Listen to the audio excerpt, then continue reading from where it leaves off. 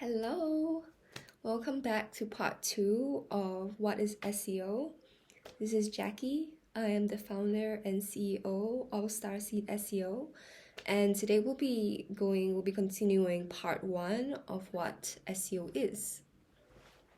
As you might remember, in part 1 I talked about how SEO is a gigantic online grimoire where every single website is a page on it, and that Google also functions as an ask and answer machine, and that its whole job is to provide the correct answers to the different questions that people are searching for on Google.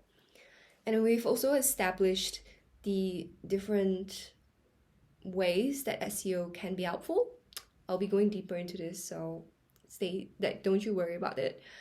And today we're going to be talking about how SEO really works in the sense of how different websites get ranked up to the top and how different websites are not. This is a huge topic. First of all, it's so huge. There are actually over 200 ranking factors that Google looks at when it looks at ranking a website. And that is huge, and we'll be going through that more in depth as in the future. But for today, I just wanted to share a little bit about what it takes to get your website ranking high in Google.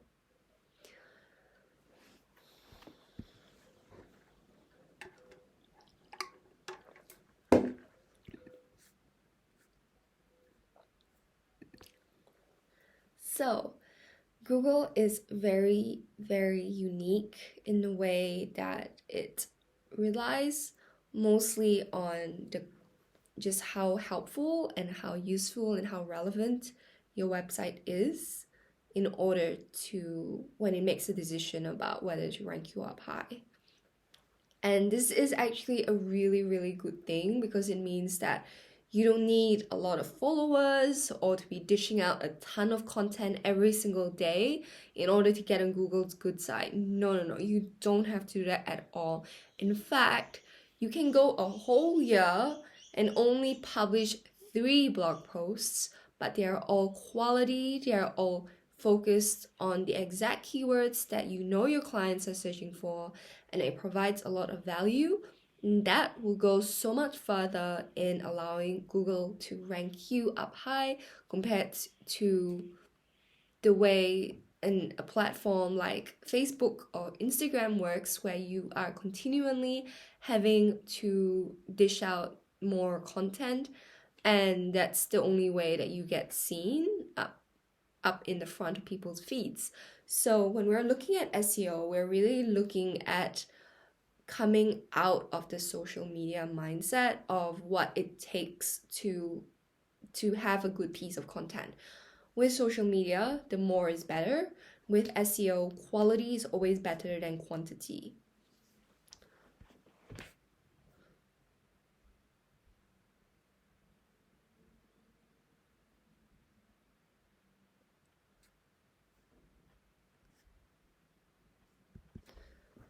So if someone wants to know what their sun in Taurus means, a website that has dedicated a 1,000 or 1,500 words into explaining what having a sun in Taurus means is likely going to be more useful than a website that is also tackling the same problem, but it only has 300 or 400 words on it. And Google is really smart at knowing the intricacies of every website, because Google has these things called the crawler bots that goes around crawling every single website. So it is aware of not only the length of the articles that you are publishing, but also the quality of it. Yes, Google has advanced enough AI to read like a human, so don't try to get around it. Instead, just try to focus on what exactly is helpful for your target audience. And in the sense, our target audience wants to know what their sun in Taurus means. And focus on writing the best, most high quality, most helpful, like use everything you know and translate that down into a blog post. That is going to be how you get found on Google. Because Google is a benevolent technology. It's a benevolent machine. It rewards you for providing helpful, relevant, and quality content. And it doesn't punish you if you only provide that content like once every couple of months. We need to decolonize ourselves from social media. We need to embrace a slower, a more longer form, a marketing way that focuses on quality instead of quantity. And that is completely what SEO is. And in our last video, I gave you a bit of homework, and that homework is to have a think about what or who owns the platforms that you are doing all your marketing on. So I hope that you've done some thinking on that, and I'm gonna be talking a little bit more about it right now. If you answered Instagram, and if you answered something like Instagram or Facebook, which I know many of you are marketing your businesses on those two platforms, you can know right here and right now that those two platforms do not belong to you. They belong to a company. That's called Meta. And that is, as this time of filming, it's owned by Mark Zuckerberg. So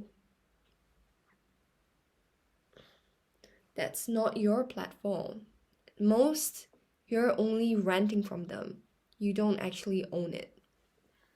But your website on the other end, the one that you've built yourself, you bought the domain yourself, and the one you maintain yourself, that is a piece of digital property that belongs solely to you. And that's how, and so that is all I have to talk about regarding SEO today. And I'm going to give you another piece of homework. And this time, I want you to think about how your digital assets are being spread across the different platforms. How many platforms are you using to market your business? Are they working for you so far? Do you notice any gaps in your business that needs to be filled? Do you think that there could be another avenue for you to gain clients with, or are you content and happy with the avenues that you have now? Thank you so much for spending time with me. My name is Jackie from Starseed SEO, and you are watching my YouTube channel, the series of what SEO is. I'll see you again for part 3.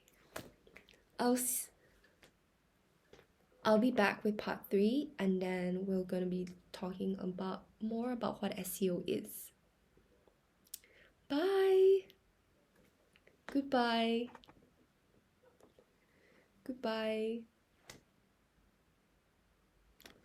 Thanks so much for watching, and don't forget to like and subscribe. Thank you so much for watching. I hope you have a great day, and like and subscribe if you would like to see more content like this. It will really help me out. Thank you so much, and I wish you well on your journey.